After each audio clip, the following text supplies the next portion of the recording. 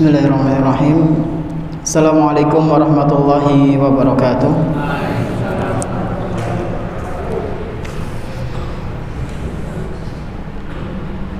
Alhamdulillahirabbil alamin. Wassalatu wassalamu ala nabiyyina Muhammadin wa ala alihi wa sahbihi wa man tabi'ahum bi ihsanin ila yaumiddin. Asyhadu an la ilaha illallah wahdahu la syarika lah wa asyhadu anna Muhammadan abduhu wa rasuluhu la nabiyya ba'dah. Alhamdulillah, segala puji hanya milik Allah Subhanahu wa taala, di mana Dia telah memberikan kepada kita semuanya nikmat yang begitu banyak. Dan di antara kenikmatan yang telah Allah Subhanahu wa taala berikan kepada kita, yaitu berupa nikmat iman, nikmat Islam, nikmat sehat, nikmat kita bisa kembali menghadiri majelis ta'lim di salah satu rumah-rumah Allah Subhanahu wa taala yang kita cintai ini. Kita berharap kepada Allah Azza wa Jalla, semoga apa yang kita lakukan pada kesempatan malam yang berbahagia kali ini bisa bermanfaat untuk kita, bisa kita praktekkan dalam kehidupan sehari-hari, dan bisa menjadi bekal ketika berjumpa dengan Allah Subhanahu wa taala di hari akhir nanti. Allahumma amin. Salawat dan salam semoga senantiasa tercurah limpahkan kepada Nabi kita yang tercinta, Nabi Muhammad sallallahu alaihi wasallam, serta para keluarganya, para sahabatnya, dan umatnya yang senantiasa mengikuti sunnah-sunnah beliau hingga hari akhir nanti. Bapak-bapak dan ibu-ibu rahimani wa rahimakumullah, insyaallah pada kesempatan yang berbahagia kali ini kita akan melanjutkan pembahasan fikih kita, dan kita masih berada di pembahasan toharoh, dan lebih tepatnya toharoh di pembahasan benda-benda najis, ya. Dan terakhir kemarin kita membahas tentang masalah air kencing, baik itu air kencing manusia maupun hewan. Nah, sebelum kita lanjut Pak Bu, kita akan murojaah sebentar, mengulang materi yang kemarin kita bahas secara ringkas dengan pertanyaan, ya. Yang bisa menjawab saya kasih hadiah. Yang pertama bapak-bapak dulu, ya. Seperti biasa. Nanti yang kedua ibu-ibu, yang ketiga bapak-bapak lagi. Pertanyaan pertama, Pak, bagaimana mengenai hukum air kencing unta yang kemarin kita bahas? Monggo. Sebulan yang lalu kelalen. Air kencing unta gimana hukumnya? Mboten enten sing nyatet?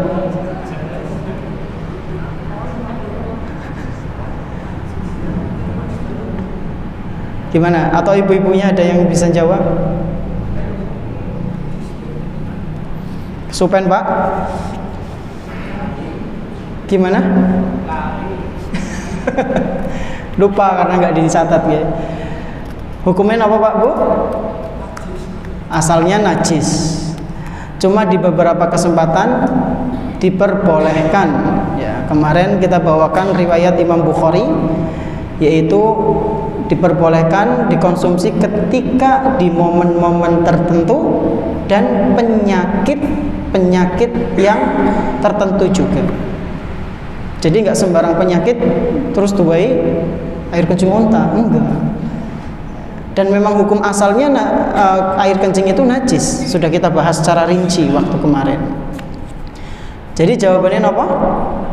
Najis, namun di momen-momen tertentu diperbolehkan, dan juga untuk penyakit-penyakit tertentu. Contohnya seperti sakit perut, ya. Itu kemarin hadisnya mengenai Rasulullah Sallallahu Alaihi Wasallam memerintahkan orang-orang untuk meminumnya. Pertanyaan pertama gagal. Nah, coba pertanyaan kedua, Pak. Bagaimana hukum kencing orang yang berdiri? Monggo, sinten sing saged? Boleh atau tidak, atau ada perincian?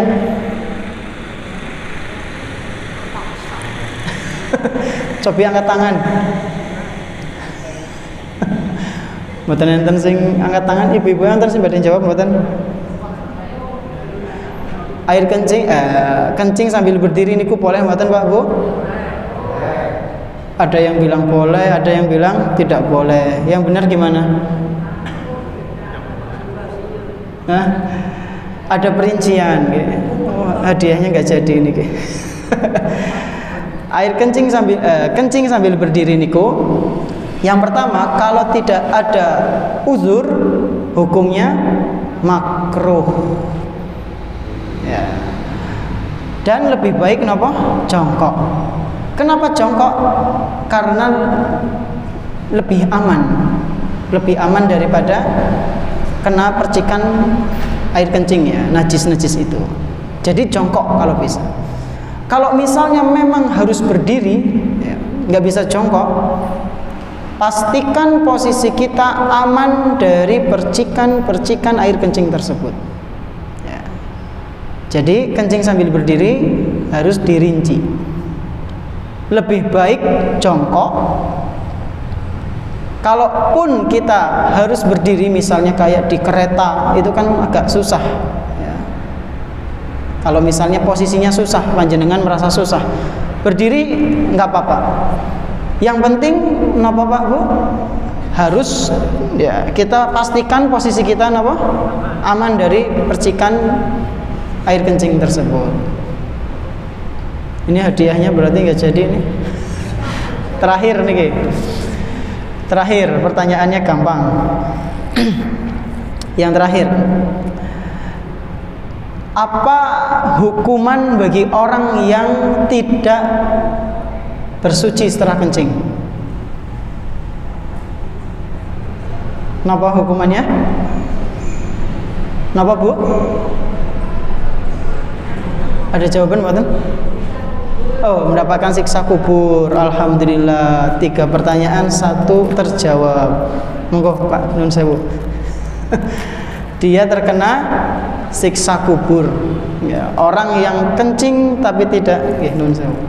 Orang yang kencing tapi tidak bersuci, maka dia terancam terkena siksa kubur.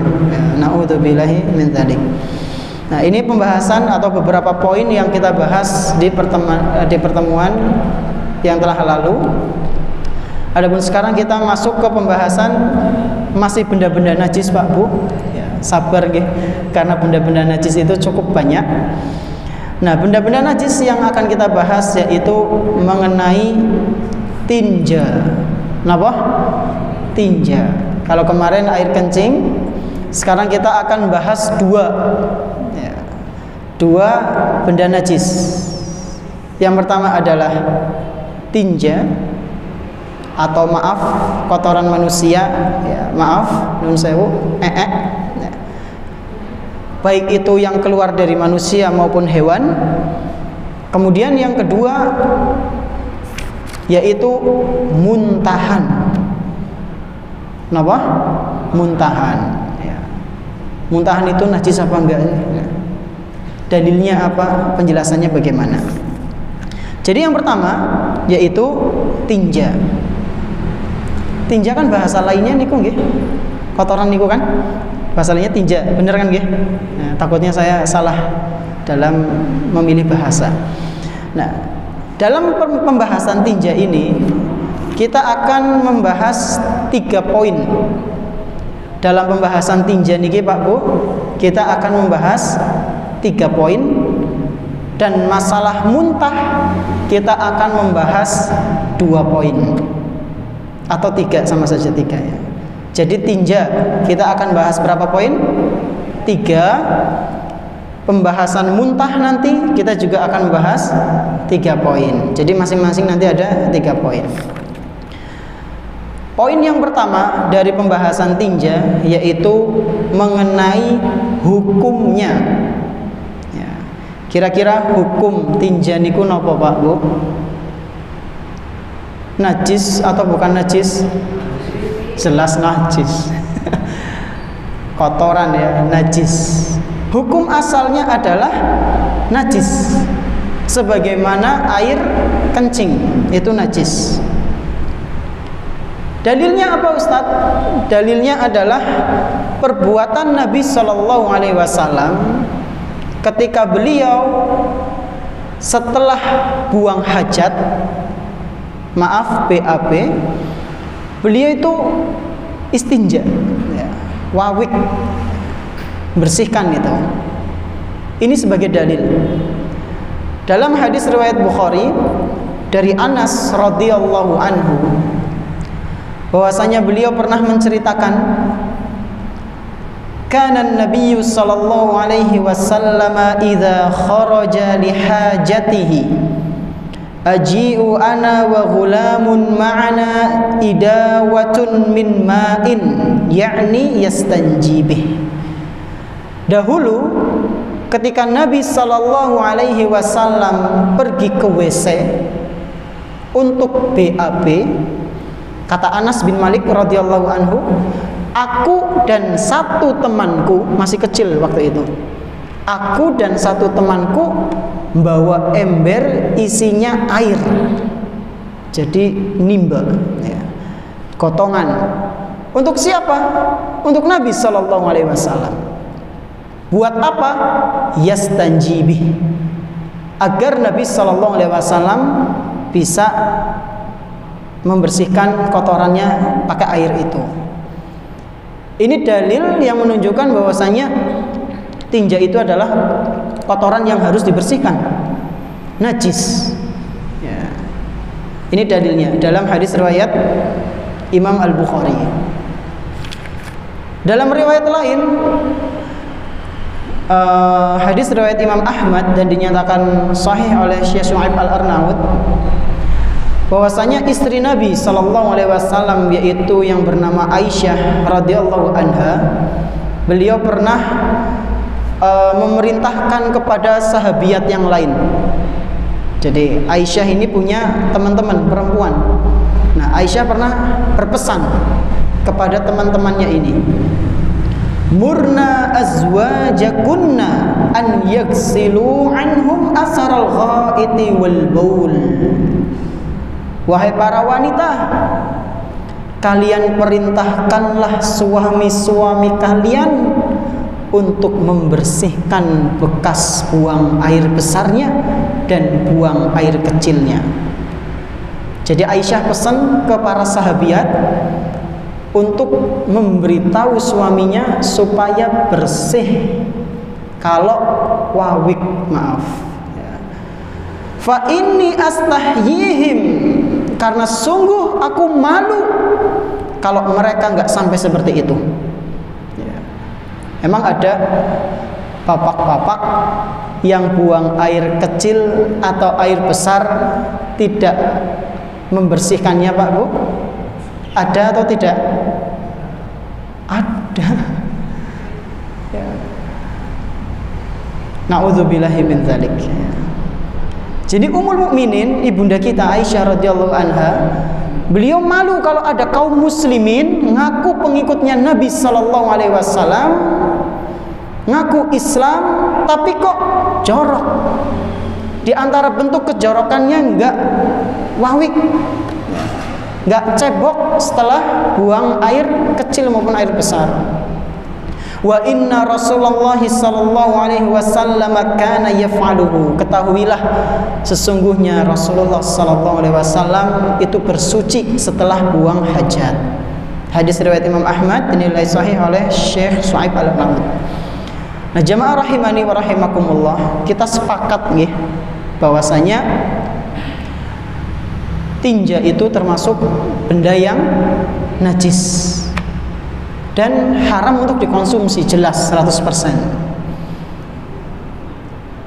Islam berlepas diri dari kelompok yang mereka menganggap kotoran itu suci.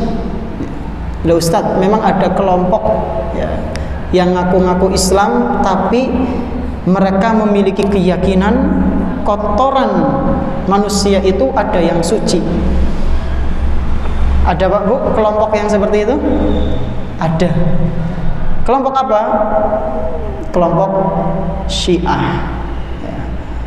Mereka itu memiliki keyakinan kotoran imam-imam mereka itu suci.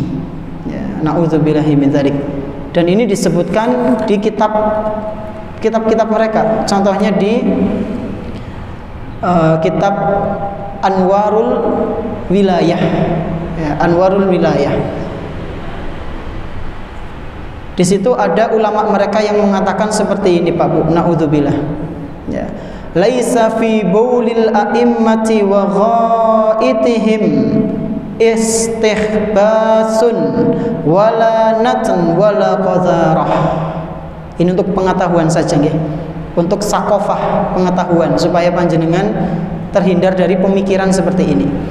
Jadi kata salah satu ulama mereka mengatakan sesungguhnya air kencing imam-imam itu, maksudnya ulama mereka, dan kotoran mereka para imam itu tidaklah jorok, tidak busuk dan tidak kotor. Makanya nggak aneh kalau melihat mereka itu di antara ritualnya Pak Bu, mandi kotoran ulama mereka. Na'udzubillahi min dzalik. Apakah benar ini ajaran Islam Pak Bu? Apakah Rasulullah SAW pernah mengajarkan seperti ini? Ya, ini untuk pengetahuan saja supaya kita hati-hati. Ya. Terus ulama itu mengatakan bal huma kal miskil azfar.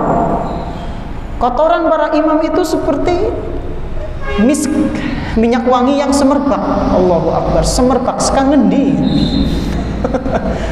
Kotoran kok kayak minyak wangi. Bal man syariba baulahum wa ghaitahum wa damahum yuharrimullahu alaihin nar wastaujaba dukhul jannah. Ini ngawur lagi. Kata dia, barang siapa yang meminum air kencingnya, memakan kotorannya, meminum darah mereka, Allah akan haramkan mereka masuk neraka dan Allah akan masukkan mereka ke surga. Ini kan ngawur ya. Ini ngawur, na'udzubillahi min dzalik. Maka hati-hatilah dengan pemikiran orang-orang yang seperti ini. Alhamdulillah kita sudah mendapatkan hidayah dari Allah Subhanahu wa ta'ala. Maka bersyukur Pak Bu ya. Hidayah taufik ini benar-benar hak prerogatif Allah. Allah memberikan kepada orang yang Dia kehendaki. Dan Allah paham siapa orang-orang yang pantas untuk mendapatkan hidayah. Allah Subhanahu wa taala berfirman kepada Nabi Muhammad sallallahu alaihi wasallam ketika beliau sedih, pamannya yang selama ini membela, paman yang selama ini melindungi ketika berdakwah ternyata meninggal dalam keadaan kafir. Maka Nabi Muhammad pun bersedih, lalu dihibur oleh Allah Subhanahu wa taala. Allah menjelaskan, innaka la tahdi man ahbabta. Wahai Muhammad, sesungguhnya engkau itu tidak bisa memberikan hidayah kepada orang yang kamu cintai. Hidayah apa? Hidayah taufik Pak Bu. Jadi hidayah itu ada dua, ada irsyad, ada taufik. Irsyad ya ini saya lagi ngasih nasihat, panjenengan nanti pulang ngasih nasihat ke istri, ke suami, ke anak, itu panjenengan sedang ngasih hidayah, namanya hidayatul irsyad, hidayah bimbingan. Ada yang levelnya lebih tinggi, yaitu hidayatul taufik. Hidayatul taufik itu hanya milik Allah Subhanahu wa ta'ala. Ketika orang mau menerima sebuah nasihat, sebuah pelajaran, sebuah ilmu, berarti dia telah mendapatkan hidayatul taufik, dan yang ngasih itu adalah Allah, cuma Allah. Nah sekarang posisi kita alhamdulillah sudah mendapatkan hidayatul taufik, berarti itu Allah langsung yang ngasih Pak Bu. Adapun ustadz-ustadz, teman panjenengan, guru panjenengan atau yang lain, mereka hanya bisa memberi hidayatul irsyad. Ada di antara manusia yang menerima, ada yang tidak. Alhamdulillahnya kita termasuk yang menerima nasihat tersebut. Maka harus dijaga. Kata Allah, innaka latahdi man ahbabta.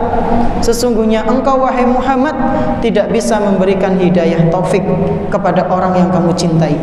Walakinnallaha yahdi man yasha. Akan tetapi Allah lah yang bisa memberikan hidayah taufik kepada siapa yang Dia kehendaki. Lalu Allah tutup firman-Nya dengan mengatakan wa huwa a'lamu bil muhtadin. Dan Allah itu yang paling paham, Allah itu yang paling tahu siapa yang pantas, siapa yang berhak untuk mendapatkan hidayah. Surat Al-Qasas ayat 56. Jadi Pak Bu, kita berhusnuzon, ya, berhusnuzon, berbaik sangka kepada Allah, ya. Bisa jadi ini adalah tanda kebaikan yang Allah berikan kepada kita. Ini ya. Jadi yang pertama apa? Hukum tinja asalnya adalah najis, maka jangan dikonsumsi. Apalagi buat mandi, naudzubillah. Gak sabunan, naudzubillah. Apa bedanya sama hewannya? Ini poin pertama, hukum tinja, yaitu najis. Poin kedua, mengenai memanfaatkan tinja. Nah, jadi yang pertama apa? Hukumnya. Yang kedua, memanfaatkannya boleh tidak? Memakainya boleh tidak? Yang ketiga nanti jual belinya boleh apa enggak? Nih. Yang kedua, tadi apa Pak Bu? Memanfaatkan tinja. Kotoran tinja itu kan macam-macam sumbernya. Ada yang dari manusia, ada yang dari hewan. Hewan yang dagingnya boleh dimakan, hewan yang dagingnya tidak boleh dimakan. Apakah seluruh kotoran itu boleh dimanfaatkan ataukah hanya beberapa? Dimanfaatkan maksudnya di pripun Pak Bu? Dipupuk, jadikan pupuk, ya, dijadikan pupuk. Apakah semua jenis kotoran tinja itu bisa dijadikan pupuk? Atau hukumnya boleh dijadikan pupuk?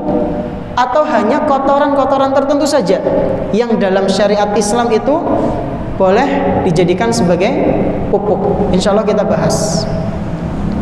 Yang pertama, mengenai memanfaatkan tinja ini, yang pertama berkenaan dengan kotoran manusia. Yang pertama berkenaan dengan kotoran manusia. Apakah boleh Pak Bu kotoran manusia dijadikan sebagai pupuk? Boleh mboten? Di pertemuan sebelumnya kita sudah bahaskan kotoran-kotoran yang kuncinya panjenengan diingat-ingat nggih. Kalau tidak menulis gitu ingat. Kuncinya setiap kotoran yang keluar dari makhluk yang dagingnya tidak boleh dimakan, maka nggak boleh dimanfaatkan. Tapi kalau kotoran yang keluar dari daging hewan atau makhluk yang dagingnya boleh dimakan, maka boleh, hukumnya bukan najis. Nah, manusia itu dagingnya boleh dimakan enggak? Tidak. Berarti kotorannya boleh dimanfaatkan tidak? Tidak. Meskipun ada sebagian yang ya makai gitu.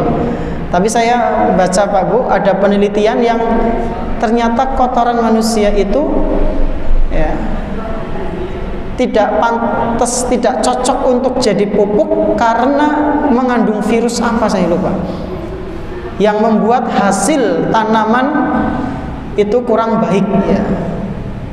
Wallahu a'lam bishawab. Jadi kotorannya itu jangan dimanfaatkan. Atau nanti misalnya kita bahas dijual beli kotoran manusia, nun sewu banget. Mau ada yang berpendapat boleh, engko akhirnya dikerseki, dikilokna, iki ngompan lele gitu. Nanti khawatirnya kayak gitu, didol. Ya. Per kilone 20.000. Ini enggak bisa ya. Jadi manusia kotorannya tidak bisa dimanfaatkan. Dalam artian enggak bisa di sini maksudnya enggak boleh gitu, nggih. Karena ya dagingnya enggak bisa dimakan. Nah, kemudian kotoran hewan. Mengenai kotoran hewan ada dua. Kalau yang dagingnya boleh dimakan, maka boleh dimanfaatkan. Contohnya seperti apa? Kotoran kambing, kotoran sapi, kotoran apa malih? Ayam. Bebek berarti boleh? Boleh dimakan. Terus apa malih? Luwak. Nah, kalau kotoran itu, kalau yang kopi itu nanti ada prosesnya, Pak. Jadi itu saya juga belum mendalami yang masalah kopi. Memang beda-beda pendapat. Ini yang jadi pupuk dulu. Kalau yang luwak boleh dimakan nggak? Dagingnya? Oh, kopinya ya. Wallahu alam. Coba nanti saya baca-baca lagi ya. Nah, selain kambing, sapi, ayam, napa malih? Kelinci, nggih. Masya Allah. Ada pupuk kelinci? Kotoran kelinci? Ada, Masya Allah. Ya itu contohnya. Nah, ini maka para ulama membolehkan.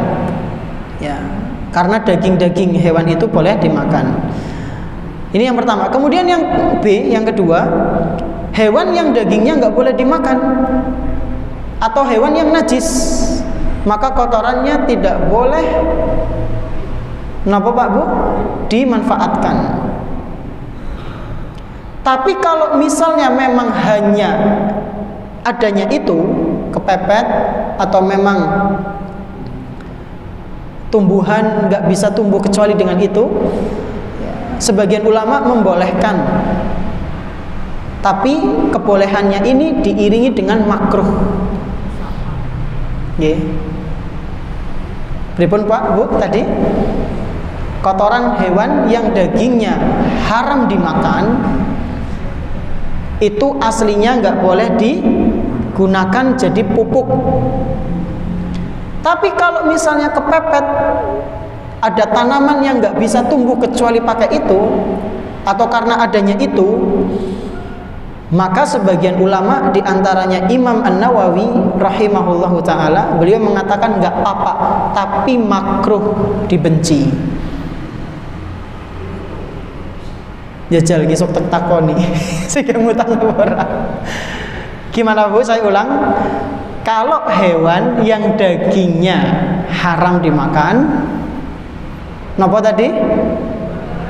Aslinya kotorannya jangan dijadikan pupuk. Kalaupun mau dijadikan pupuk, yaitu ketika dalam keadaan ya darurat atau momen-momen yang memang harus pakai itu, dan hukumnya boleh tapi makruh. Ya. Ini pendapatnya Imam Nawawi. Beliau mengatakan yajuzu tasmidul ardi biziblin najis.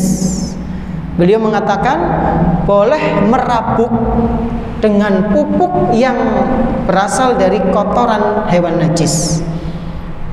Waswabul qat'i bijawazihi ma'al karahah, dan bolehnya ini diiringi dengan hukum makruh. Jadi jenengan boleh pakai, tapi jenengan kena hukum makruh, dibenci. Terus gimana Ustadz? Ya udah pakai pupuk yang hewannya itu dagingnya boleh dimakan, itu lebih aman. Ya Pak Bu. Ini poin kedua, bahwasanya kotoran hewan boleh dimanfaatkan tidak? Boleh, dengan perincian. Jika hewan itu dagingnya boleh dimakan, dan lebih baik tinggalkan hewan-hewan yang dagingnya haram untuk dikonsumsi. Kalaupun mau pakai, maka kena hukum makruh. Ini dalam mazhab Syafi'i. Inilah pembahasan kedua, yaitu mengenai apa? Memanfaatkan tinja.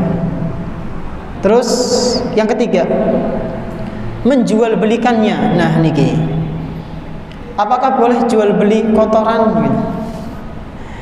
Ngombok, ngerti-ngerti ada yang ider, kotoran, gitu. Tai. Yang bukan kayak gitu caranya, caranya bukan kayak gitu. Nah, kotoran hewan yang boleh dijual belikan yaitu seperti tadi kuncinya, dagingnya yang boleh dikonsumsi. Nah, kotoran ayam, kotoran kambing, sapi, maka boleh dijual belikan. Adapun kotoran hewan yang najis, yang dagingnya haram dimakan, maka tidak diperbolehkan. Ya, yang pertama apa? Kalau yang dagingnya boleh dimakan, maka boleh dijual belikan. Tapi kalau yang haram tidak boleh diperjualbelikan. Nah, kalau kotoran manusia boleh nggak? Boleh mboten? Boleh mboten Pak Bu? Mboten, ya, nggak boleh. Terus kalau misalnya maaf, ya, maaf banget. Ini memang fikih ya, memang bahasnya kayak gini, gitu. Kalau misalnya nih, ada orang dia sengaja buat apa? Tempat apa itu namanya? Yang di misalnya di Blumbang terus ada tempat buat itu namanya apa? Bukan sepiteng. Nah, jamban. Ngetos jamban. Nah, kemudian di situ dia setoran mengeluarkan kotoran. Kemudian di situ ada lelenya, Pak. Kan katanya lele konsumsi itu, nggih. Nah, itu bagaimana? Kalau misalnya lele makan itu, kita apakah makan hewan yang mengonsumsi sesuatu yang najis? Gimana Pak Bu? Mesti proses. Jadi memang ada pembahasan mengenai, ya, ini cukup panjang sebenarnya. Ada pembahasan Pak Bu mengenai hewan-hewan jalalah, namanya jalalah, yaitu hewan yang mengkonsumsi makanan-makanan najis sehingga hukumnya menjadi berubah. Misal ada ayam makan beribil wedus terus, misal, maka dia berubah menjadi hewan jalalah yang nggak boleh dikonsumsi. Adapun lele tidak, bukan termasuk hewan jalalah. Singkatnya kayak gitu, singkatnya. Jadi tetap boleh dikonsumsi. Terus yang kedua alasannya karena lele termasuk binatang air, termasuk ikan, dan ikan itu semuanya dihalalkan oleh Allah Subhanahu wa Ta'ala dan Rasulnya. Jadi nggak apa-apa konsumsi lele, ya, nggak ada larangan. Ini sedikit tambahan. Selesai dari pembahasan tinja Pak Bu. Sekarang kita masuk ke pembahasan muntah. Ada 3 poin. Sekurang-kurangnya muntah itu ada 2 macam. Muntah itu ada 2 macam.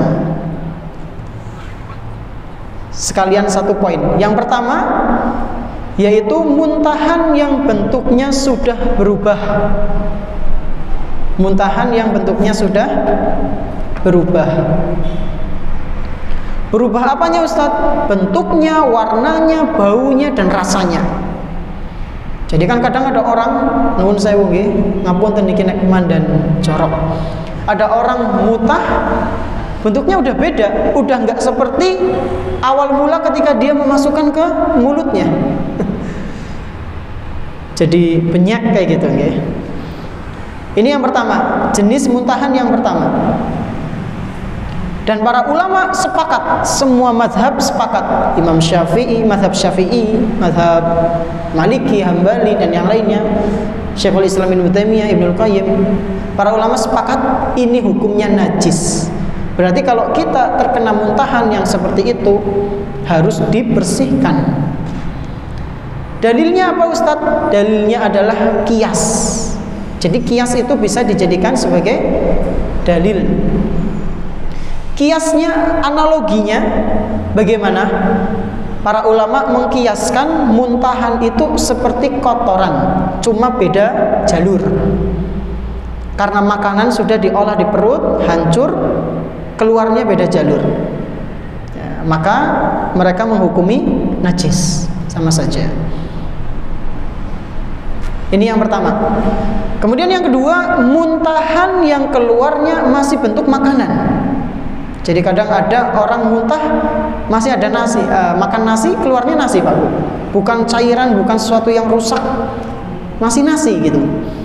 Mie keluarnya mie, ya, bakso maksudnya bakso ya, masih angel. Ya, ketika ya pas lagi mengeluarkan baksonya masih abang sirai, saking gedene baksonya. Ya. Nah itu bagaimana? Adapun yang seperti itu, maka kata Imam Malik rahimahullahu taala, beliau berpendapat muntahan yang seperti ini masih suci. Ya, jadi kalau kena ya dibersihkan saja, bukan najis itu. Masih suci. Kenapa? Alasannya Imam Malik karena bentuknya masih sama, bakso masih sama bakso, mie masih mie. Wallahu a'lam, apakah ada sebagian ulama yang berpendapat mengatakan najis? Ya, sepertinya ada. Dan mereka berpegang karena itu namanya muntahan, ya tetap muntahan, dihukumi muntahan. Jadi ini yang pertama, poin pertama, bahwasanya muntahan itu ada dua. Yang pertama adalah muntahan yang sudah hancur, maka ulama sepakat itu najis. Adapun yang kedua, muntahan yang masih bentuknya utuh, Imam Malik rahimahullahu taala berpendapat itu masih suci dengan alasan karena masih utuh seperti semula, nggak ada perubahan. Poin yang kedua, sebuah pertanyaan. Bagaimana Ustadz kalau kita kena muntahan yang sedikit, cipratan misalnya? Apakah kita juga harus menyucinya dengan bersih? Apa cukup dilap-lap saja? Jawabannya, muntahan yang sedikit, cipratan misalnya, maka masih dimaafkan. Masih dimaafkan. Syekh bin Baz rahimahullahu ta'ala pernah ditanya mengenai hal itu, bagaimana dengan muntahan yang sedikit? Maka beliau mengatakan masih dimaafkan. Dalilnya sebuah kias, sebagaimana luka darah keluar itu ya, masih dimaafkan. Kalau sedikit sudah kita bahas ya, masih bisa dimaafkan karena sedikit. Kayak nanah sedikit itu masih dimaafkan. Begitu pula dengan muntahan. Jadi kalau kena muntahan sedikit masih bisa dimaafkan dan nggak perlu disuci sampai bersih, nggak apa-apa. Cukup dilap-lap saja nggak apa-apa. Ini poin yang kedua. Poin yang ketiga adalah sebuah pertanyaan lagi. Terus gimana kalau misalnya muntahan bayi yang masih menyusui? Apakah itu najis? Kata Syekh Profesor Dr. Muhammad Az-Zuhaili, beliau berpendapat itu bukan najis. Kenapa? Karena bayi itu belum makan, ya, masih minum ASI. Wallahu ta'ala a'lam bishawab. Ya. Jadi ini mengenai muntahan ada 3 poin. Yang pertama, muntahan apa? Yang sudah berubah. Yang kedua, belum berubah. Ya, kemudian mengenai muntahan yang sedikit maka tidak mengapa, dan muntahan bayi yang sedang menyusui juga dimaafkan. Inilah pembahasan kita. Coba kita ulang sedikit mengenai tinja. Ada berapa poin Pak Bu? Ada 3. Hukumnya haram, najis secara asal, kemudian memanfaatkannya boleh jika itu kotoran dari hewan yang dagingnya dimakan, yang boleh dimakan, dan yang ketiga menjual belikannya juga sama, Kalau dagingnya boleh dimakan maka tidak mengapa dijual belikan. Mengenai muntahan, kalau dia sudah hancur berubah semuanya maka itu najis. Jika masih ada benda masih utuh, itu kata Imam Malik dimaafkan. Begitu pula dengan muntahan yang sedikit dan muntahan dari bayi. Mungkin ini yang bisa kami sampaikan, kurang lebihnya mohon maaf. Terima kasih atas perhatiannya. Subhanakallahumma bihamdika asyhadu an la ilaha illa anta astaghfiruka wa atubu ilaik. Wassalamualaikum warahmatullahi wabarakatuh.